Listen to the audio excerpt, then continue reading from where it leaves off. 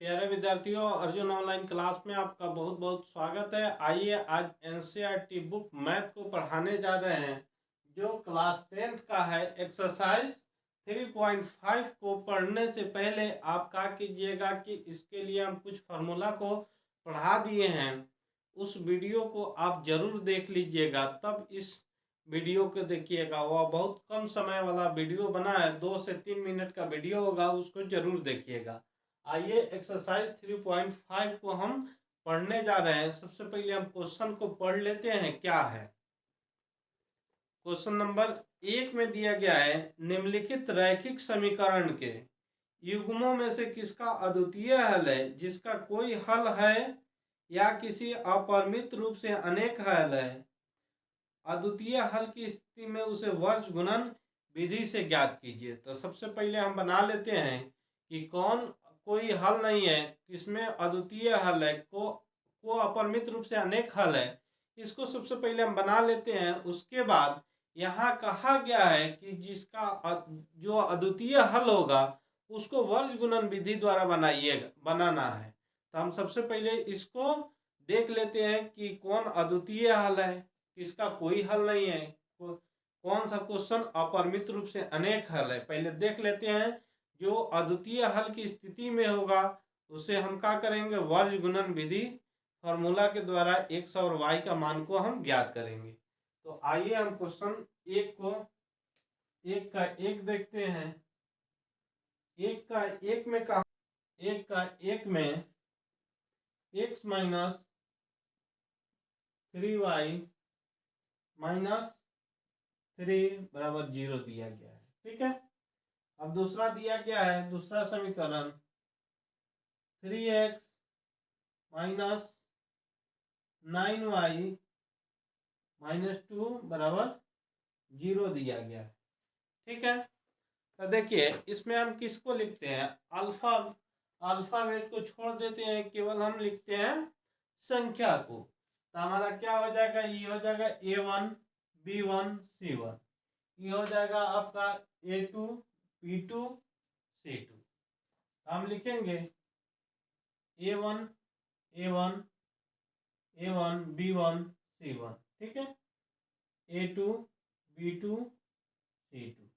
देखिएगा a1 में क्या है, x है, x के बगल में कुछ नहीं है यानी 1 है। ठीक है। फिर b1 के 1y वाला क्या है, तो -3 दिया गया है। हम क्या लिखेंगे, -3। c1 की जगह पर क्या है, -3 है, -3। अब देखिए उसी प्रकार a2 यानी समीकरण दूसरा में a2 हमारा क्या है, 3 है, 3 लिखेंगे। b2 क्या है, -9 है, 9 लिखेंगे। c2 क्या है, -2 है।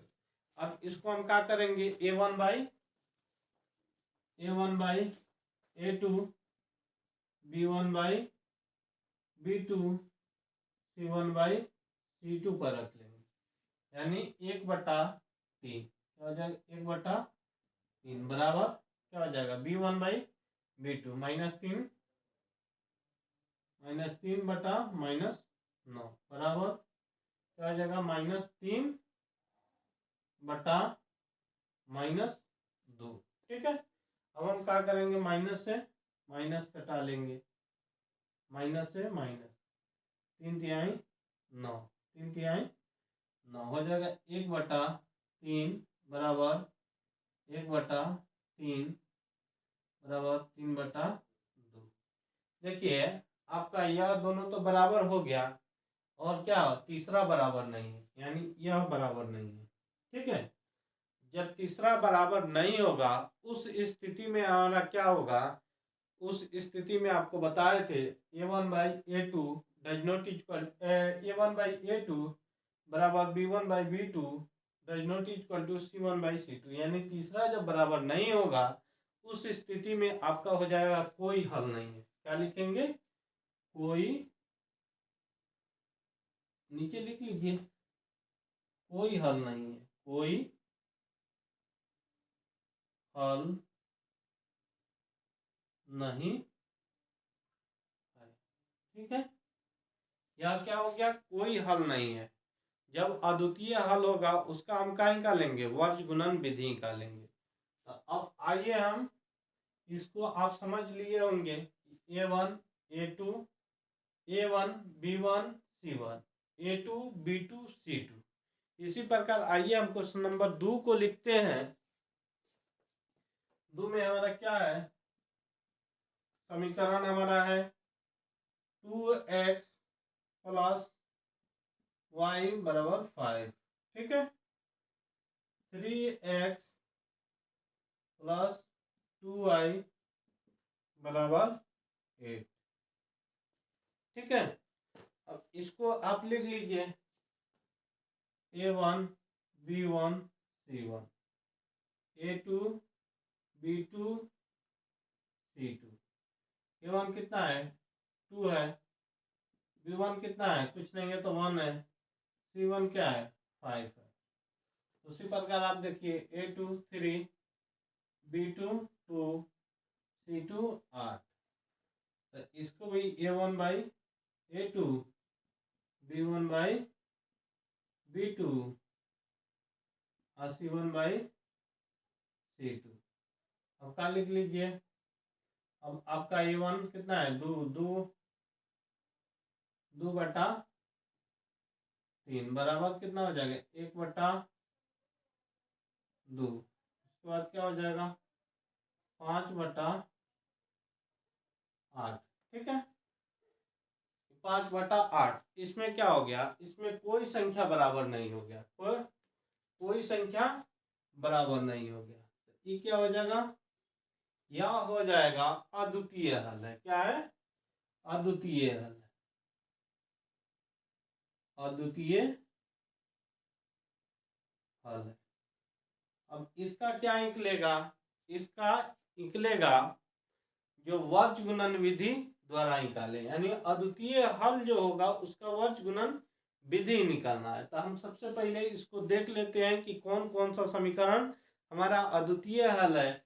जो अद्वितीय हल होगा उसी का हमें वर्ज गुणन विधि निकालना है, ठीक है। तो आइए अब क्वेश्चन हम 3 को लिखते हैं। 1 का 3, 1 का 3 में आपको दिया गया है 3x माइनस 5y बराबर 20। उसके बाद है 6x माइनस 10y बराबर 40, ठीक है। अब इसको वही बात लिख लीजिए A1 B1 C1 A2 B2 C2। A1 कितना है 3, B1 कितना है -5 और C1 कितना है 20। उसी प्रकार A2 कितना है 6, B2 कितना है -10, C2 कितना है 40। क्या कीजिए A1 by A2 B1 by B2 C1 by C2। 3 बटा कितना 6 बराबर -5 बटा -10 बराबर 20 बटा 40। 3 दूना 6, 5 दूना 10 माइनस है, माइनस करके 20 दूना 40। 1 बटा 2 बराबर 1 बटा 2 बराबर 1 बटा 2। इस स्थिति में क्या होगा, जब तीनों बराबर हो जाएगा तो उस स्थिति में होगा अपरिमित रूप से अनेक हल है। अपरिमित रूप से अनेक हल है। क्या है, अनेक हल है। ये आपका हो गया अपरिमित रूप से अनेक हल है। अब आप इसका स्क्रीनशॉट ले लीजिए, तब हम क्वेश्चन 4 को बना। 4 में आपको दिया गया है, 4 में दिया गया है x माइनस 3y माइनस 7 बराबर 0, 3x माइनस 3y माइनस 15 बराबर 0। अब का क्या हो जाएगा, A1 B1 C1 C1 A2 B2 C2 A1 कितना हो गया 1, B1 हो गया -3, C1 कितना हो गया -7, A2 3 -3 -15।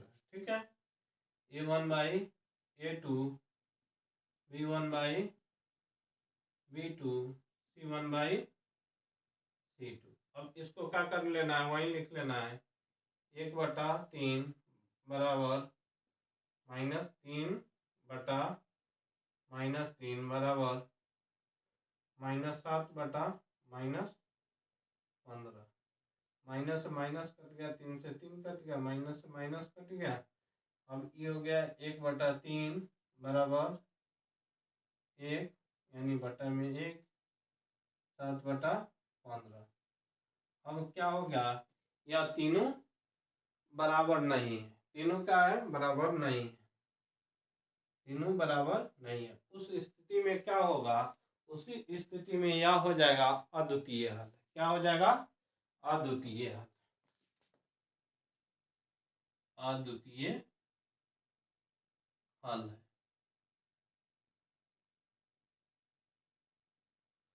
या एक का आप 4 क्वेश्चन को बना लिए।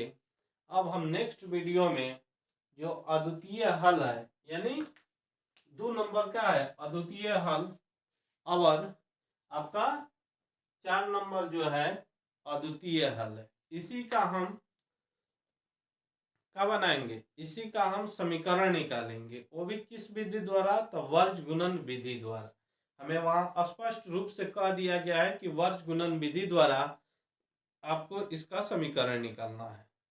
तो सबसे पहले इसको लिख लीजिए, और हम नेक्स्ट वीडियो में इसका 1 का 2 और 4 को वर्ज गुणन विधि निकालेंगे समीकरण। और क्यों निकालेंगे, तो इसलिए निकालेंगे क्योंकि यह अद्वितीय हल है। क्वेश्चन में कहा गया है कि जिसका अद्वितीय हल होगा उसका वर्ज गुणन विधि निकालना है। फिर मिलेंगे नेक्स्ट वीडियो में।